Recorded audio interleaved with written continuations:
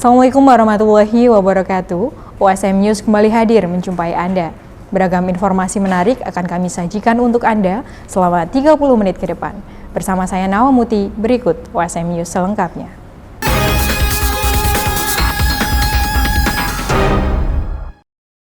Mahasiswa Fakultas Psikologi Universitas Semarang antusias mengikuti gelaran latihan keterampilan manajemen mahasiswa tingkat dasar dan malam keakraban yang berlangsung di Gedung Auditorium Insinyur Wijatmoko Universitas Semarang dan Riverwalk Boja. Sebanyak 200 mahasiswa Fakultas Psikologi ikuti LKM-MTD dan juga makrab yang bertajuk Berkarakter Bersama Psikologi Kau dan Aku 1. Dilangsungkan di Gedung Auditorium Insinyur Wijatmoko USM dan Riverwalk Boja. Kegiatan ini menjadi ajang untuk melatih soft skill manajemen bagi mahasiswa baru Fakultas Psikologi. Hal ini juga diakui oleh Gubernur BEM Fakultas, Fikri Andani.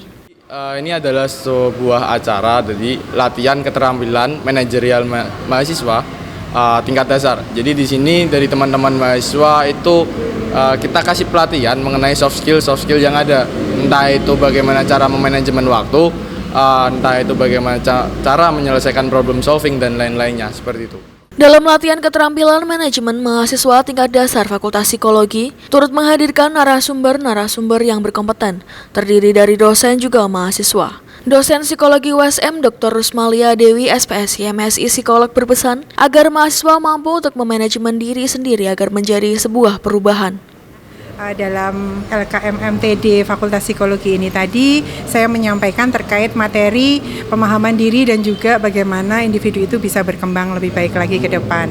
Nah, perkembangan individu itu kan penting ya bagi kehidupan manusia, tentunya bagi mahasiswa psikologi utamanya mereka kan masih baru, mereka baru proses sekolah dulu kemudian masuk ke dunia pendidikan, sehingga itu akan membuat satu perubahan situasi kondisi yang mulanya tadinya sekolah teratur tiba-tiba kuliah ya, yang kuliah mereka harus bisa memanage dirinya sendiri, sehingga hal ini akan menjadikan satu perubahan pada diri si individu tersebut, sehingga perlu adanya pemahaman di sini bahwa kalau dia bisa memanage dirinya sendiri, bisa memanage secara psikis, bisa memanage secara fisik, bisa memanage secara sosial, maka mereka bisa berkembang dalam lingkungannya sekarang ini. Perwakilan mahasiswa Universitas Semarang berkontribusi dalam memberikan bimbingan kepada siswa-siswi di SD Negeri Bintoro 14, Kabupaten Demak, Jawa Tengah. Keterlibatan ini memberikan kreativitas agar proses belajar mengajar kepada para siswa berjalan secara efektif serta interaktif. Sebanyak 3 mahasiswa Universitas Semarang dengan antusias turut serta dalam mengajar dan memberikan bimbingan kepada siswa di SD Negeri Bintoro 14 Kabupaten Demak, Provinsi Jawa Tengah. 3 mahasiswa USM juga turut membawa semangat dan kreativitas untuk menjadikan proses pembelajaran lebih menarik juga interaktif. Sejalan dengan hal tersebut, Masudi yang merupakan guru SD Negeri Bintoro 14 juga menyampaikan rasa terima kasih pada mahasiswa dalam upaya peningkatan kemampuan literasi juga numerasi siswanya. Dalam hal ini, program Kampus Mengajar dari Universitas Semarang sangat membantu dalam proses belajar mengajar, literasi dan numerasi di SD Negeri Bintoro 14. Dengan adanya program Kampus Mengajar di SD Negeri Bintoro 14 dari Universitas Semarang dapat meningkatkan pemahaman anak dalam literasi dan numerasi. Berbagai peraga yang digunakan oleh mahasiswa dari Universitas Kampus Mengajar dapat memberikan warna tersendiri dalam proses pembelajaran. Siswa SD Negeri 14 Bintoro tampak antusias dalam mengikuti kegiatan ini. Berbagai aktivitas pembelajaran dirancang untuk merangsang minat dan kreativitas siswa, sambil tetap fokus pada peningkatan kemampuan literasi membaca juga numerasi. Kampus Mengajar merupakan salah satu bentuk pelaksanaan Merdeka Belajar Kampus Merdeka atau MBKM berupa asistensi mengajar untuk memberdayakan mahasiswa dalam membantu proses pembelajaran di sekolah SD, SMP, berbagai desa, kota di Indonesia. Semoga dalam kedepannya dapat ditingkatkan lagi dalam metode-metode atau peraga-peraga dalam proses pembelajaran yang akan mendukung literasi dan numerasi, serta dimohon adanya penunjang dalam literasi maupun numerasi berupa buku-buku mungkin yang akan diberikan kepada SD Negeri Bintoro 14 yang mana di sini sangat membutuhkan sekali buku-buku bacaan untuk anak-anak.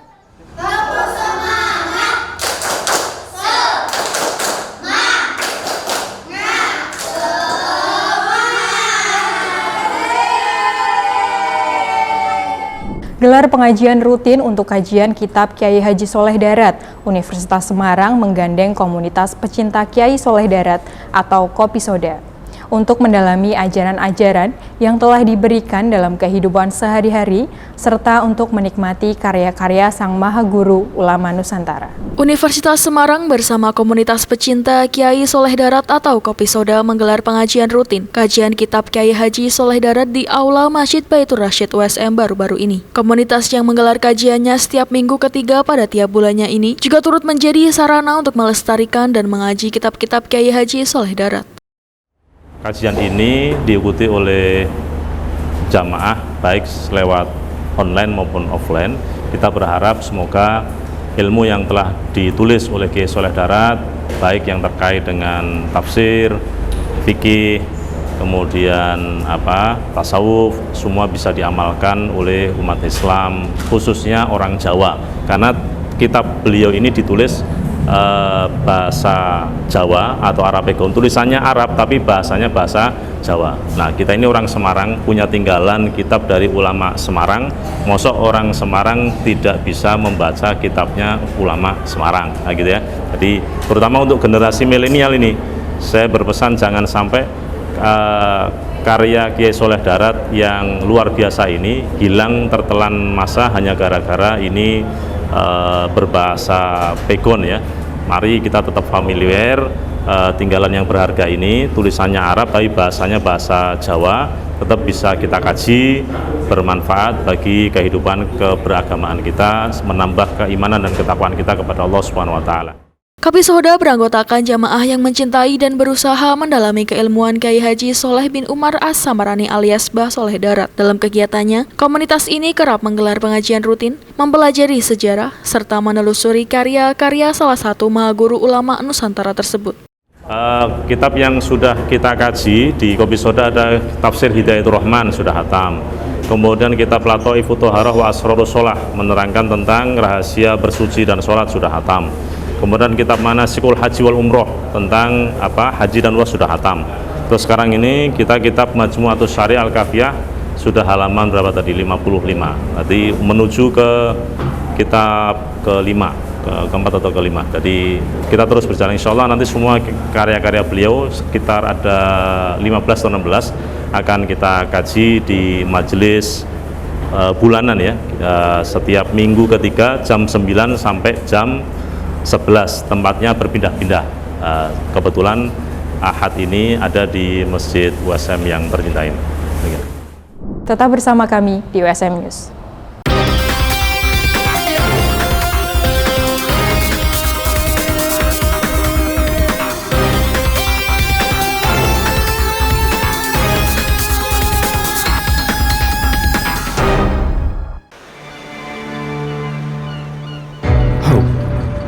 Hope for an opportunity. Hope for a change. Having the right to dream creates a space of equality for the younger generations who were born with limitations. Every person has a dream, but not all can foster egotism. The genuine desire that springs from the depth of the heart with the hope to wander far, to achieve the ever-growing dreams and enthusiasm. This journey cannot stop at all, since here the future of the country, the motivation in reaching a dream is no longer a worry, but rather something worth fighting for. To gather the willpower in building the nation, striving with great impulses, with a variety of arrows that fly fast. There will always be a goal that deserves tenacity. To understand the enduring struggle, to sincerely wish success for those we love. In having appreciation, in providing a vessel for those who excel. Slowly, but surely, the freedom to pursue education should be given wholeheartedly. Indonesia is a nation with millions of young people eager for knowledge, passionate about accelerating, working for the country, and inspiring as well. Never hesitate to nurture your dreams and to be visionary. To the younger generations, we entrust our future. So, erase the differences, and together, we collaborate in rising the standard of our education. This is a long journey worth appreciating in terms of opening up possibilities, for giving a purpose to live in.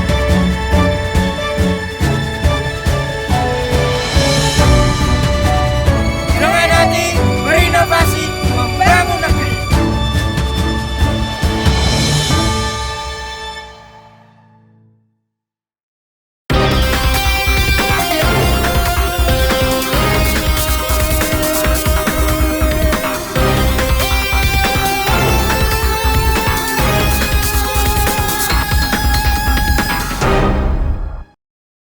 Pemirsa, Universitas Semarang mengadakan gathering mitra USM untuk berdiskusi dengan mitra mengenai program Merdeka Belajar Kampus Merdeka atau MBKM.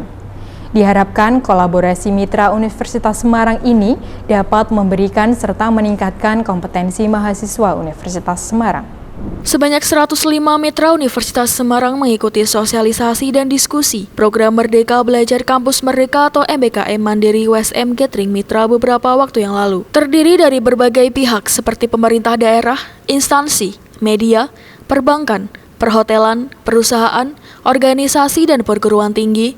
Wakil Rektor 1 USM Profesor Dr. Insinyur Sri Budi Wayuningsih MP berharap agar melalui kolaborasi ini dapat memberikan dampak positif dan meningkatkan kompetensi mahasiswa.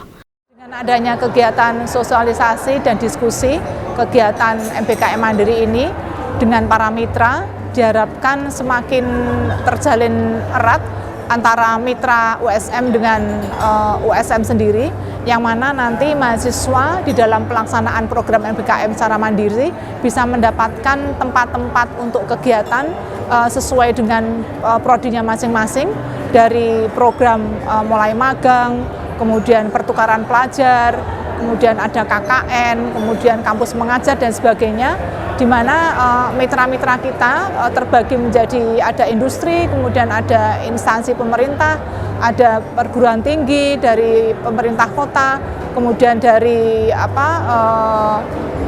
bank-bank dan sebagainya. Tentunya kerjasama ini akan memberikan dampak positif bagi peningkatan kompetensi mahasiswa sesuai dengan indikator kinerja utama untuk mahasiswa bisa berkegiatan di luar prodi minimal maksimal 2 semester di luar dan 1 semester di dalam prodinya. Kegiatan gathering mitra merupakan langkah untuk meningkatkan link and match dengan dunia usaha dan dunia industri dan mendorong mahasiswa lebih siap ke dunia kerja. Saat ini USM juga tengah menerjunkan 40 mahasiswa selama 2 bulan di Kecamatan Ngalian dan Mijen untuk mengatasi stunting. Harapannya menambah jumlah PKS, jalinan kerjasama secara real antara USM dengan mitra, kemudian ada tindak lanjut untuk kegiatan program MBKM Mandiri, sehingga jumlah mitra yang bekerja sama dengan USM semakin banyak dan USM bisa semakin berkibar di dunia luar dan kompetensi mahasiswa juga meningkat sehingga nantinya mahasiswa akan bisa bersaing untuk masuk di dunia kerja. SMK Negeri 6 Semarang menggelar kegiatan bertemakan bela negara bersama para anggota TNI. Kegiatan ini diharapkan dapat menanamkan jiwa kedisiplinan pada siswa-siswi SMK Negeri 6 Semarang. Berikut liputan SMK Negeri 6 Semarang. Halo, selamat pagi Sobat Pers. Seputar informasi kembali hadir di sela-sela kegiatan Anda. Bersama saya Via yang akan mengajak Anda untuk meliputi kegiatan P5 hari ini bersama TNI dengan tema Bela Negara tanggal 13 November 2023. Yuk ikutin terus liputan kami. Terima kasih. Assalamualaikum warahmatullahi wabarakatuh. Terima kasih.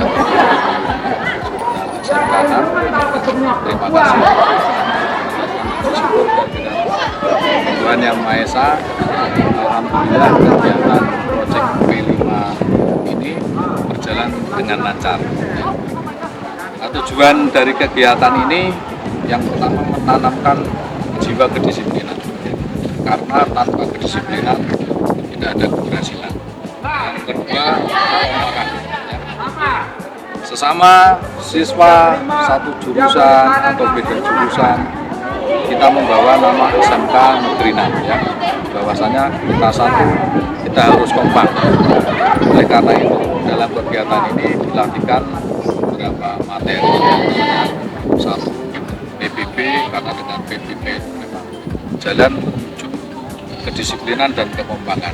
Yang kedua, kerjasama, yaitu kerjasama kita lihat nanti ada estafet tempat, dan lain-lain untuk memupuk kekompakan dan kerjasama. Ya. Dalam kegiatan ini kita melibatkan Babinsa dari Koramil Semarang Timur yang tentunya dalam setiap kegiatan wilayah juga membimbing ke sekolah yang lain maupun ke masyarakat. Ya intinya sebagai bangsa kita harus kompak, dimulai dari awal, dimulai dari hal-hal yang kecil. Kegiatan P5 ini bersama Bapak TNI hanya dilakukan oleh kelas 11 ataukah akan berdiri dari kelas 11? Untuk tanggal 13 ini memang kelas 11, kemudian nanti tanggal 15 untuk kelas 10.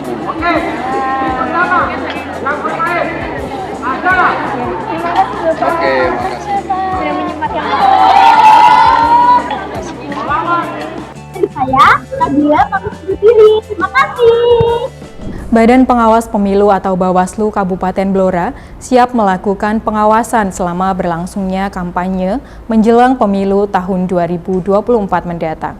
Sebanyak 494 pengawas kecamatan dan desa telah dipersiapkan Bawaslu Kabupaten Blora agar masa kampanye dapat berjalan dengan aman dan tertib. Memasuki masa kampanye pemilu 2024, Badan Pengawas Pemilu Kabupaten Blora, Provinsi Jawa Tengah menyatakan kesiapannya untuk melakukan pengawasan. Dalam pengawasan pemilu tahun ini, Bawaslu Kabupaten Blora telah merekrut sebanyak 494 pengawas yang nantinya akan terjun pada tiap kecamatan maupun desa. Hari ini memang sudah memasuki tahapan kampanye ya, di tanggal 28 November 2023. Bawaslu Kabupaten Grobogan mengawali dengan apel siaga pengawasan, memastikan bahwa jajaran pengawas pemilu di Kabupaten Grobogan ini memang benar-benar sudah siap melakukan pengawasan kampanye. Kami juga mengundang stakeholder pemilu, juga dengan partai politik yang kemudian harapannya di tahapan kampanye ini sampai dengan tanggal 10 Februari tidak terjadi dugaan pelanggaran. Jadi kegiatan ini juga bagian dari pencegahan bagaimana kemudian Kabupaten Grobogan ini pemilu 2024 berjalan aman, kondusif dan tidak terjadi permasalahan berat. Dimulainya masa kampanye pemilu 2024, Bawaslu Blora Jawa Tengah menggelar apel pengawasan pemilu serentak tahun 2024 yang diikuti oleh ratusan pengawas di tingkat kecamatan. Ketua Bawaslu Blora Andika Fuad Ibrahim mengatakan, apel ini sebagai bentuk kesiapan Bawaslu untuk melakukan pengawasan kampanye 2024. Dalam pengawasan pemilu tahun ini, Bawaslu Blora telah merekrut sebanyak 494 pengawas di tiap kecamatan hingga desa. Andika meminta kepada seluruh pengawas untuk menjaga netralitas di masa kampanye ini. Seluruh panwas juga diminta untuk mengutamakan pencegahan pelanggaran daripada penindakan. Kalau masa kampanye ini untuk titik kerawanannya apa Mbak yang harus di... Kalau kami melihat dari evaluasi di 2019 ya, kegiatan kampanye kemudian memang tidak terstruktur, ada di masing-masing peserta pemilu atau di partai politik, sehingga kadang calon legislatif ini memasang alat peraga kampanye sendiri atau kemudian membuat kegiatan kampanye sendiri tanpa berkoordinasi dengan partai politik. Nah ini yang kemudian kami harapkan bahwa partai politik ini konsen di seluruh caleg-caleg, sehingga kemudian ketika ada kampanye ya terstruktur lah, bisa terkondisikan sejak awal, kemudian juga mengurus STTP di Polres ya, kemudian juga memberikan pemberitahuan kepada KPU dan juga Bawaslu. Daftar lapangan yang boleh kampanye Bu katanya. Kemarin Bawaslu memang mengusulkan ke pemerintah daerah ya, menindaklanjuti putusan MK nomor 65 bahwa kemudian kampanye ini sekarang boleh dilakukan di gedung pemerintah atas izin penanggung jawab gedung. Kemudian juga boleh dilakukan di lokasi pendidikan, dalam hal ini adalah perguruan tinggi. Tetapi kemudian kami meminta kepada pemerintah daerah bahwa ini nanti di SK-kan atau di SEK. Gedung pemerintah mana saja yang kemudian boleh digunakan untuk kegiatan kampanye yang tidak mengganggu ketertiban tentunya. Kalau kampanye online Bu, gimana Bu? Kalau kampanye online dalam hal ini berarti iklan di media sosial ya, ini waktunya hanya 21 hari ya. Nanti masih di tanggal berapa itu ya? Belum, intinya belum masa hari ini. 21 hari sebelum masa tenang. Waktunya hanya 21 hari. Iklan kampanye dan iklan di media dan di media sosial. Warga Sini menyiapkan menggodanya untuk patroli cyber? Ada, termasuk kami sekarang punya alumni P2P yang kemudian kami sudah melakukan sudah mengirimkan kemarin di Bawaslu Provinsi itu ada program patroli cyber. Nah, kami punya agen dalam hal ini. Ada mahasiswa yang kemudian kami kirimkan, ada 4 ya. Dan ini nantinya akan kami libatkan untuk ikut berpartisipasi, termasuk dengan Diskominfo nantinya, kemudian dengan kepolisian. Kalau ada yang kemudian unsur hoax dan lain sebagainya ya bisa tersampaikan ke Bawaslu. Dalam apel pengawasan ini juga dilakukan penandatanganan fakta integritas jajaran Forkopimda dan partai politik. Kami akan kembali setelah jeda pariwara berikut ini.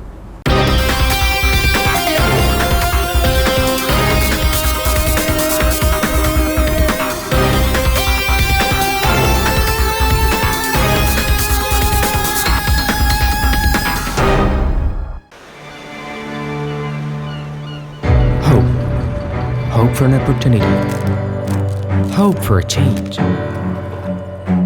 Having the right to dream creates a space of equality for the younger generations who were born with limitations. Every person has a dream, but not all can foster optimism. The genuine desire that springs from the depth of the heart, with the hope to wander far, to achieve the ever-growing dreams and enthusiasm.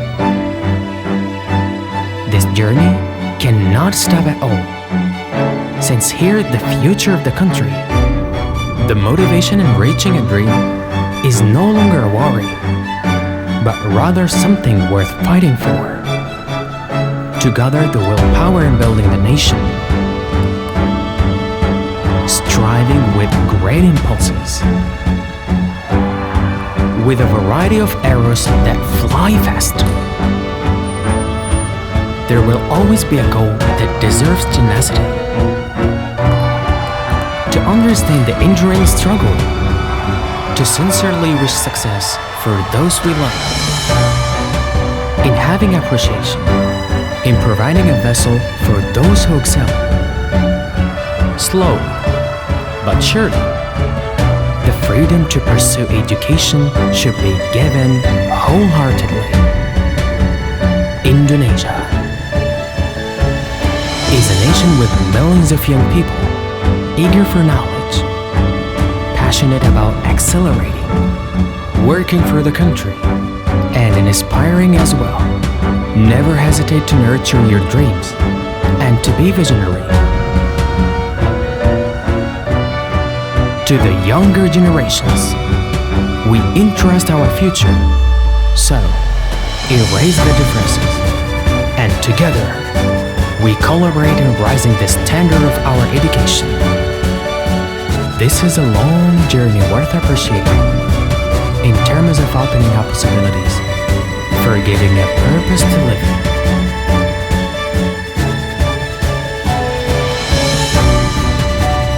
Dengan hati berinovasi membangun negeri.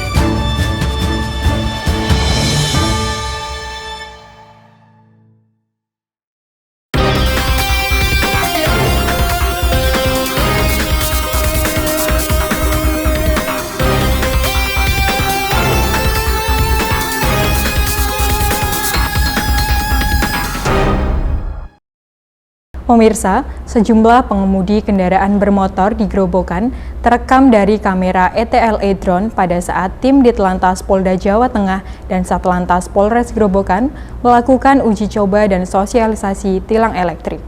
Uji coba tilang elektrik yang dilakukan oleh Satlantas tersebut berada di Traffic Light Putat atau di Pos Lantas Putat.